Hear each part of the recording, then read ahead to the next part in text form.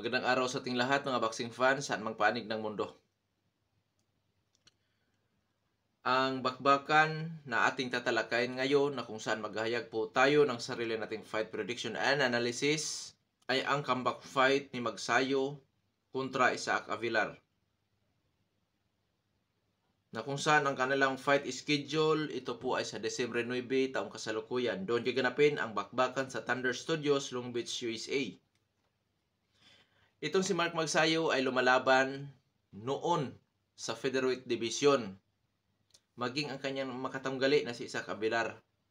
Pareho silang lumalaban dati sa featherweight division at parehong kauna-unahang laban nila sa super featherweight division. Sa makatuwid po mga kaibigan, magandang match ito dahil para sa akin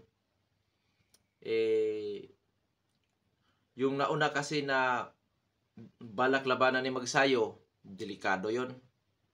Pero ito, delikado din naman. Pero iba yung isa. Iba yung dati kong nabanggit sa nauna kong video tungkol sa comeback fight ni Magsayo na buong akala ko, yun talaga makalaban ni Magsayo. Dahil mga lehitimo na sports, mga experts sa sports, mga marites doon sa mismong kampo nila ay wala eh.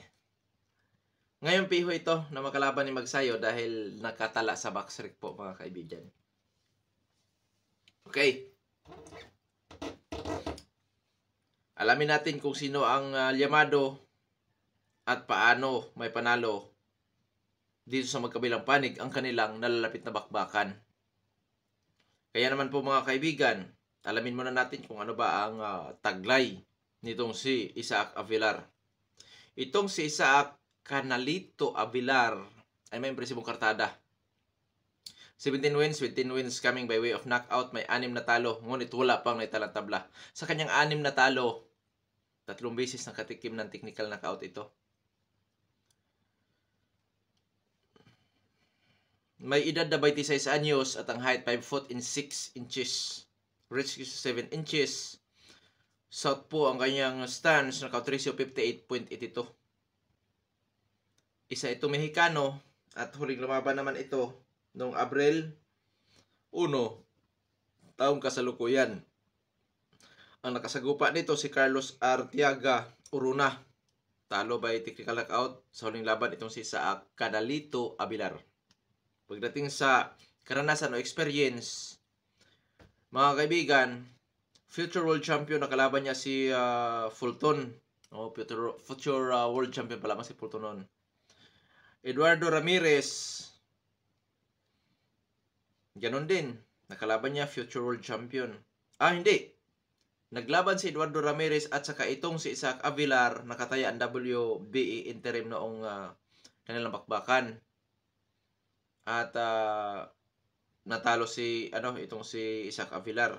At idagdag na rin natin si Hector Luis Garcia, na kung saan mga kilalang pangalan ito mga kaibigan. Itong sila Hector, Stephen Fulton, Eduardo Ramirez. Pagdating naman sa skills nitong si Isaac Avilar, boxer puncher, pressure puncher style, malimit niya yung ginagawa. Jab, 1-2 combination, at minsan naging agresibo sa pag-abante na nagpaulan ng mga kombinasyon po mga kaibigan. May defensive style, may counter punching ability din, at willing sa brulan o tututo na bakbakan. Sa pagkiman nating kababayan na si Mark Magsayo, itong si Mark naman, na tinaguri ang Magnifico, ay may impresibong kartada, 24 wins with 16 wins coming by way of knockout, may 2 talo, ngunit wala pang naitalang tabla. Sa kanyang 2 talo, natatalo lamang ito sa puntusan. Una sa pamamagitan ng split decision, pangalawa sa unanimous decision. At hindi po mga basta-basta talaga ang kinalaban din ni Magsayo. Ang height ni Magsayo ay 5 foot and 6 inches o 168 cm. Reach 68 inches or 173 cm. Orthodox naman ang stance ni Magsayo. Knockout ratio 66.67. Huli lumaban Marso 4, taong kasalukuyan. Yun nga, nakalaban niya si Brandon Figueroa para sa WBA interim. Talo si Magsayo by unanimous decision.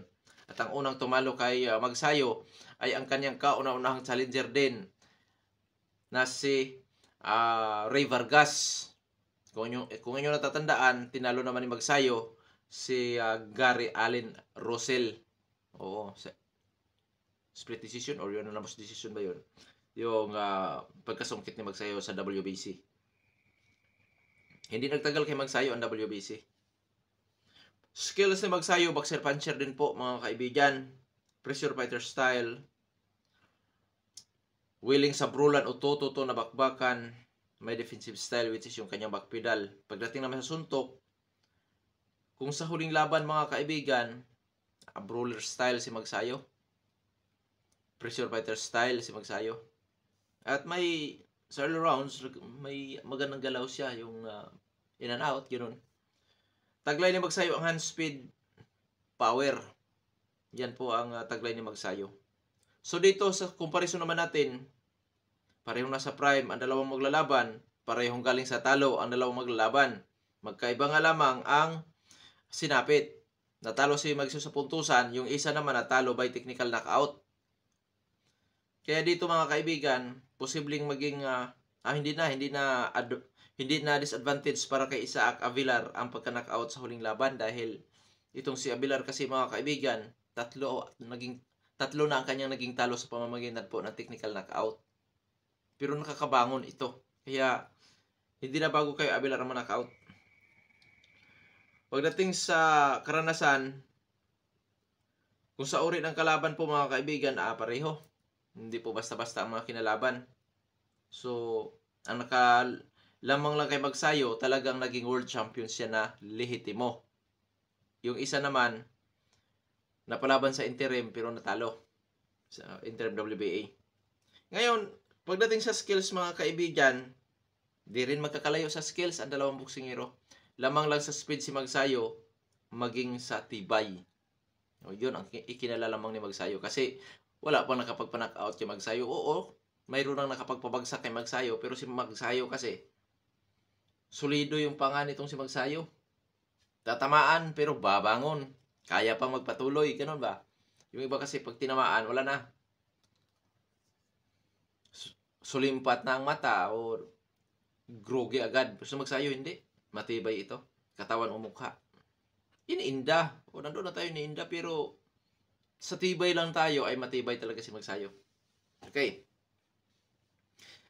Real talk ang aking prediction sapagkat kababayan po natin ang mapapalaban. Kasi para sa akin, panalo o talo, Mark Magsayo ako. Sa real talk prediction ko po naman, Mark Magsayo by knockout or technical knockout. Kung sakaling maway sa puntusan, bagamat Magsayo pa rin ang may kalamangan, pero may laban na itong si Isaac Avilar. Oo, may laban na yan. Dahil marami din ito kung bumabato ng suntok at tandaan natin may power na kung saan posibleng mapabagsak din si Magsayo dyan. Pero hindi ako kumbinsido man-knockout si Magsayo. Kaya dito, mag-ingat si Magsayo. Huwag siyang magpakakampante. At dapat may panalo niya ang laban na ito sa isang impresibong panalo para maging mabango ulit ang kanyang karera sa boxing po mga kaibigan. Kaya para sa akin dito sa labanan na ito, malaki ang chance po ni Magsayo na manalo, knockoutan o puntusan. Pero mas malaki po ang posibilidad na makuha ni Magsayo ang panalo by knockout. O mga anong round? Siguro mga kaibigan, nasa mga early second half. Nakadepende dahil pareho kasing mahilig umabante ang dalawang maglalaban po mga kaibigan. Baka mas mapaaga pa.